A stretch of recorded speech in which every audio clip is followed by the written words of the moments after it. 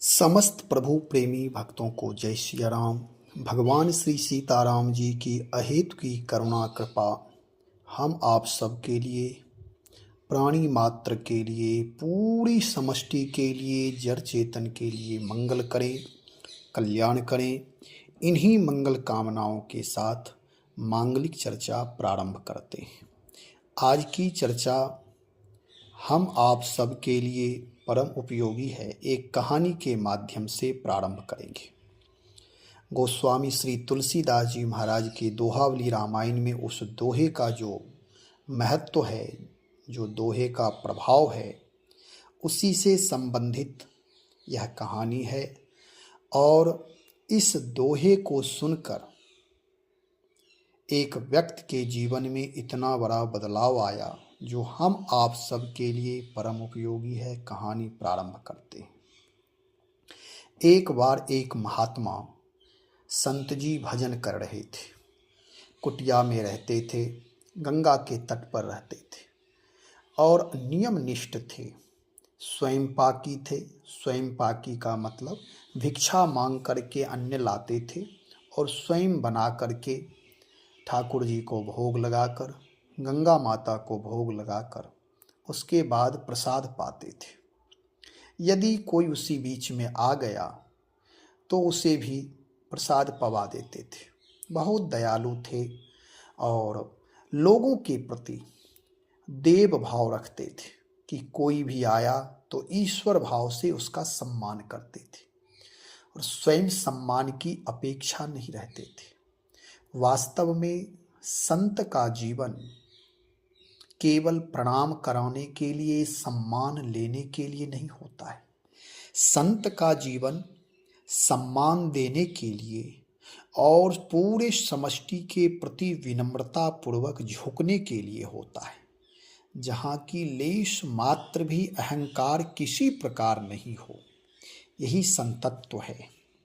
तो वे संत जी बहुत ही विनम्र थे, बहुत शीलवान थे, विद्वान भी थे। नित्य सत्संग करते थे। नाम जप का अनुष्ठान और सत्संग उनका नियम था। समय पर प्रतिदिन लोग पहुंचते थे जो संतों से जुड़े हुए थे, जो सत्संग प्रेमी थे। दूर दूर से गांव से लोग आते थे और वहाँ कुछ सेवा भी करते थे। कोई झाड़ू लगा रहा है, कोई कंबल बिछा रहा है, कोई चटाई बिछा रहा है, नाना प्रकार की सेवा। कोई महात्मा जी के लिए लकड़ी बिन करके ला रहा है। सत्संग से पहले आए, कुछ देर सेवा करें, फिर महात्मा जी का जब नियम पूरा हो, तब जब सत्संग का समय हो, तब वह झोपड़ी से निकलते थे और कथा प्रारंभ करते थे। नित्य कथा होती थी।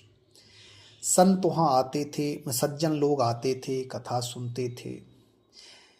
एक दिन ऐसी घटना घटी कि एक सज्जन आया और वह कथा सुनने लगा। कथा समापन होने के बाद प्रसाद वितरण हुआ और वह व्यक्ति अधेड़ उम्र का था। अधेड़ उम्र मतलब 40-50 के बीच का।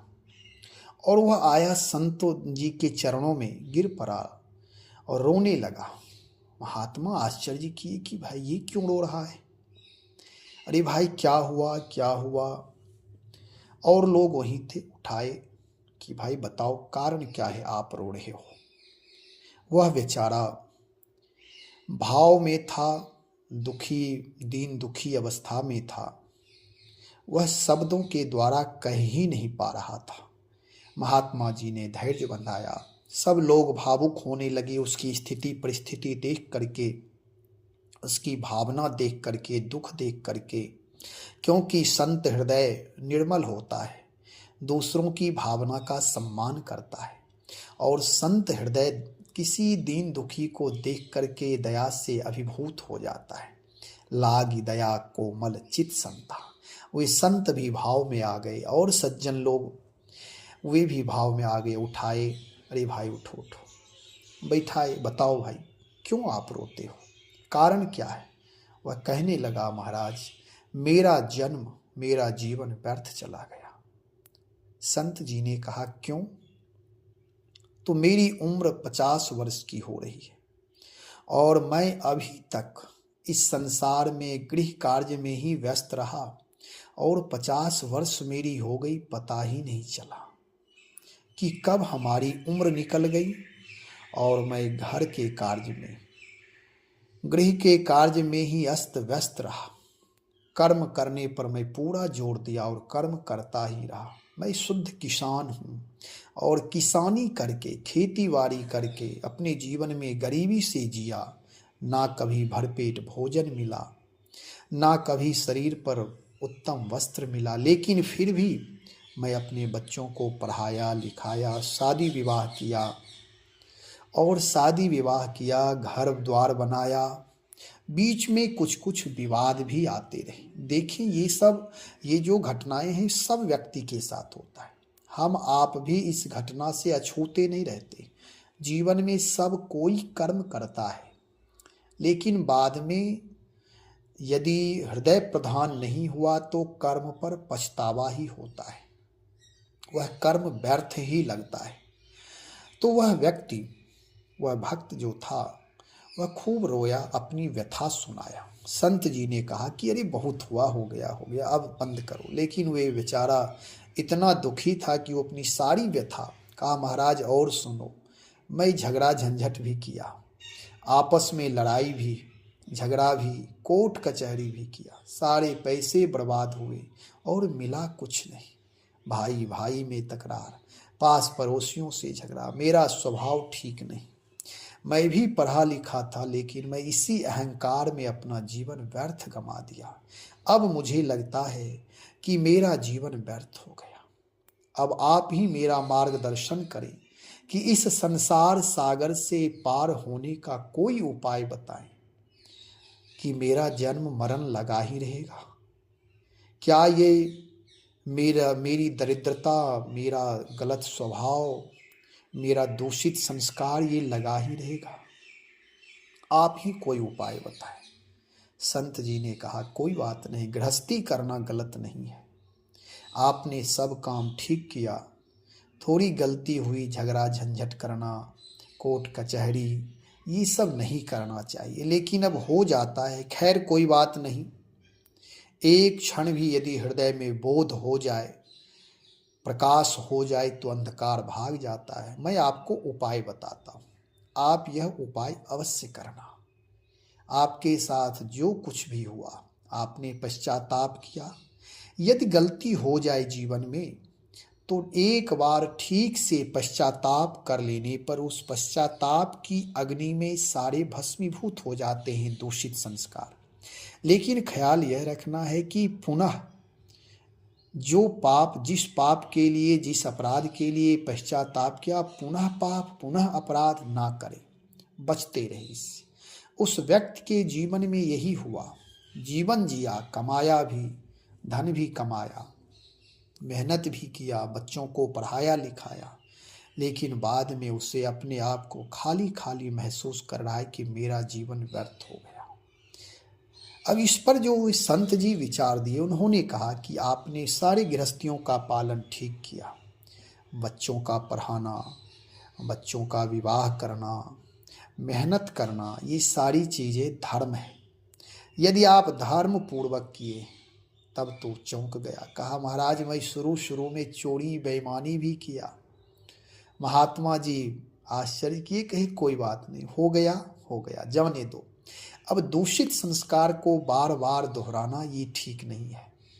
देश काल परिस्थिति के अनुसार जो तुम किए हो और स्वयं कह रहे हो, इस बात को बंद करो।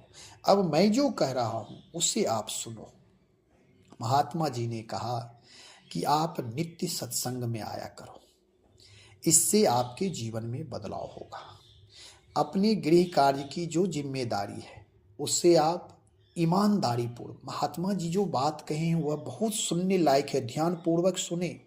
कि महात्मा जी ने कहा कि आप अभी भी जो गृह कार्य की जिम्मेदारी है, चाहे पशुपालन है, खेती करना है, जो भी आप कर रहे हैं वह सारे काम करें, लेकिन ध्यान रखें कि तन मन वचन से किसी को कष्ट ना दें। सबसे पहले अपनी वाणी संयम करें। अभी तक जो आप अपराध किए हैं, वाणी से गाली देना, डांटना, फटकारना, अपशब्द बोलना, दूसरे को कष्ट देना, ये सबसे बड़ा अपराध है। इसलिए आज से आप यह प्रतिज्ञा करो कि तन मन वचन से मैं किसी को कष्ट नहीं दूंगा। सबसे पहली बात, यहाँ से आप शुरू करो अपना प्रारंभ। जीवन जो समय निकल जाता है, पछतावा तो अवश्य होता है, परंतु जीवन को नवीन बनाने के लिए, ऊर्जावान बनाने के लिए उम्र कोई मायने नहीं रखता है। जब बोध हो जाए उसी समय से नए जीवन प्रारंभ होते हैं। और दिव्य पावन प्रकाश पूर्ण जीवन, अल्प जीवन भी दिव्य पावन हो जाता है। दीर्घ जीवन यदि अंधकार में बीता, छल कपट बेईमानी ईर्ष्या द्वेष दुश्चरित्रता दुस्संस्कार में बीता है तो वह दीर्घ जीवन का भी कोई मूल्य नहीं है, वह व्यर्थ है। और यदि पवित्र जीवन, शुभ जीवन, सबके प्रति आदर भाव करते हुए जीवन, प्रेम पूर्ण जीवन यदि अल्प जीवन भी है तो वह मूल्यवान जीवन है। तो संत जी ने उसे कहा, सबसे पहले वाणी पर संयम करो और अपनी जिम्मेदारियों का निर्वाह करते हुए, जो आप कार्य करते हो ठीक से करते हुए नित्य सत्संग में आया करो। सत्संग में आओगे, इस सत्संग रूपी जब गंगा में, त्रिवेणी में आप स्नान करोगे तो आपके जीवन के सारे दूषित संस्कार, दूषित पाप सब समाप्त हो जाएंगे। जो भी अपराध आप किए हो उस अपराध के प्रति पश्चाताप और सबके प्रति क्षमा भाव रखो। जब आप सत्संग में आओगे, सत्संग नित्य करोगे तो धीरे धीरे धीरे धीरे आपको बोध हो जाएगा और हृदय में ज्योति जल जाएगी, हृदय में प्रकाश हो जाएगा। कोशिश ये आप करना, नित्य सत्संग में आओ, क्योंकि गोस्वामी श्री तुलसीदास जी महाराज कहते हैं, चाहे कोई भी कितना भी पतित क्यों ना हो, लेकिन भगवान का पावन नाम, भगवान की लीला, भगवान का पावन चरित्र इतना प्रकाश पूर्ण है, इतना धवल और विशुद्ध है कि पापी से पापी जीव भी इस चरित्र को गा करके, सुन करके, नाम जप करके अपने जीवन को प्रेम से परिपूर्ण, भक्ति से परिपूर्ण यशस्वी जीवन बना सकता है। आप चिंता ना करो, पश्चाताप ना करो। गोस्वामी जी की दोहावली रामायण में जो दोहे हैं, उस दोहा के माध्यम से संत जी ने उस व्यक्ति को उपदेश किया। उपदेश है, गोस्वामी जी कहते हैं, शुद्ध सच्चिदानंद में कंद भानुकुल केतु, चरित करत नर अनुहरत संस्कृति सागर सेतु। शुद्ध प्रकृति जन्य त्रिगुणों से रहित, मायातीत दिव्य मंगल विग्रह, सच्चिदानंद कंद स्वरूप, सूर्यकुल के ध्वजारूप भगवान श्री राम जी मनुष्यों के समान ऐसे चरित्र करते हैं जो संसार सागर से तारने के लिए पुल के समान है। अर्थात उन चरित्रों को गाकर और सुनकर लोग भव सागर से सहज ही तर जाते हैं। महात्मा जी ने यह दोहा सुनाया और अर्थ समझाया कि देखो, भगवान परम पवित्र है। जैसे सूर्य का जब उदय होता है, भगवान भास्कर जब उदित होकर अपना प्रकाश फैलाते हैं तो त्रिभुवन में जहाँ कहीं भी अंधकार है वह सारे अंधकार तत्क्षण ही नष्ट हो जाते हैं। जैसे अग्नि है, अग्नि में जो कुछ भी डाल देंगे वह सब उसी में जलकर भस्मीभूत हो जाएगा। ऐसे ही हमारे आपके जीवन में जिस समय बोध हो जाए, अपनी गलती का एहसास हो जाए, आत्मग्लानि हो जाए, उसी क्षण से दिव्य संस्कार का प्रादुर्भाव होने लगता है। दिव्य संस्कार रूपी सूर्य, आत्मसमर्पण रूपी भावना जब हमारे हृदय में आने लगता है तो स्वतः ही सारे पाप, दुष्कर्म, दुस्संस्कार समाप्त हो जाते हैं। और जो व्यक्ति बीच में ही रह जाता है, थोड़ा इधर भी रहा, थोड़ा इधर भी, ग्लानि होती, पुनः पाप किया, पुनः ग्लानि, पुनः पाप किया, पुनः ग्लानि, ऐसे लोगों का जीवन सुधरना बड़ा मुश्किल है। लेकिन जो व्यक्ति, जैसे अंगुली माल डाकू, पूर्ण डाकूपना से जब वह अपनी चरम सीमा पर था। उसके बाद महात्मा बुद्ध का दर्शन होता है, जीवन एकाएक रूपांतरित हुआ। एकाएक ऐसे ही होता है। कोई भी व्यक्ति किसी के जीवन में कुसंग के प्रभाव से, दूषित प्रारब्ध के प्रभाव से, देश काल परिस्थिति के प्रभाव से यदि अपराध पाप हुआ है तो हमारे संतों के पास अध्यात्म मार्ग में उस पापों को भस्मीभूत करने का और नया जीवन प्रदान करने का प्रभाव है, इसमें व्यवस्था है। गोस्वामी जी कहते हैं कि देख लो, महात्मा जी कह रहे हैं कि देखो, गोस्वामी जी कहते हैं प्रकृति जन्य जो हम आप कभी प्रसन्न रहते, कभी राग होने लगता, कभी क्लेश, कभी द्वेष, जिससे प्रेम करते उसी से कभी घृणा। तो गोस्वामी जी कहते हैं देखो, प्रकृति जन त्रिगुणों से परे परमात्मा है। हम आप भी अपने जीवन में जो हमारी आपकी चंचलता है इससे रहित हो जाओ और जो शुद्ध सच्चिदानंद स्वरूप परमात्मा हैं उनसे जुड़ जाओ। नित्य सत्संग में आओ और भगवान का पावन चरित्र अपने घर में भी गायन किया करो। राम रामायण का चिंतन मनन किया करो, राम नाम का जप करो, राम कथा का गायन करो, रामचरितमानस का गायन करो, वाल्मीकि रामायण का गायन करो, भगवान का पावन चरित्र गायन किया करो। इससे आपका जीवन पवित्र हो जाएगा। भागवत जी गायन के जो भी आपको आध्यात्मिक ग्रंथों का अनुशीलन, अध्ययन, मनन, चिंतन किया करो। यही भगवान जो पृथ्वी पर आते हैं और नर रूप में लीला करते हैं, हम आप सबको शिक्षा देने के लिए ऐसे प्रब्रह्म परमात्मा का जो पावन चरित्र है, उन चरित्रों को गाकर और सुनकर लोग भव सागर से सहज ही तर जाते हैं। इस प्रकार वह महात्मा जी उपदेश दिए और उस व्यक्ति के जीवन में इतना बदलाव हुआ। बहुत लोग ऐसे हैं, उपदेश करते हैं, उपदेश सुनते हैं, लेकिन उनके जीवन में बदलाव नहीं होता। उस व्यक्ति के जीवन में इतना बदलाव हुआ कि वह अपने आप को कुछ ही दिनों में नियम बना लिया, नित्य सत्संग आने लगा। अपनी जो दिनचर्या थी उस दिनचर्या का धीरे धीरे उससे निर्वाह करते हुए अवस्था बढ़ने लगी और धीरे धीरे उससे निवृत्ति होने लगी। जो बुरी आदत थी वह भी बोध होने लगा, क्या बुरा है क्या अच्छा है, उससे भी दूरी बनाने लगा और अपने जीवन के जो भी कुछ हिस्से थे, जो जिम्मेदारियां थी, वह कार्य करके समय का सदुपयोग राम रामायण से जोड़ दिया। नित्य सत्संग में आने लगा, नित्य। और 2-4 महीने आया होगा, फिर उसके जीवन में बदलाव हुआ। राम नाम का जप करने लगा, संत जी से दीक्षित होकर के भगवत ध्यान, भगवत चरित्र का चिंतन, यही सब में मगन हो गया। जीवन उसका रूपांतरित हो गया।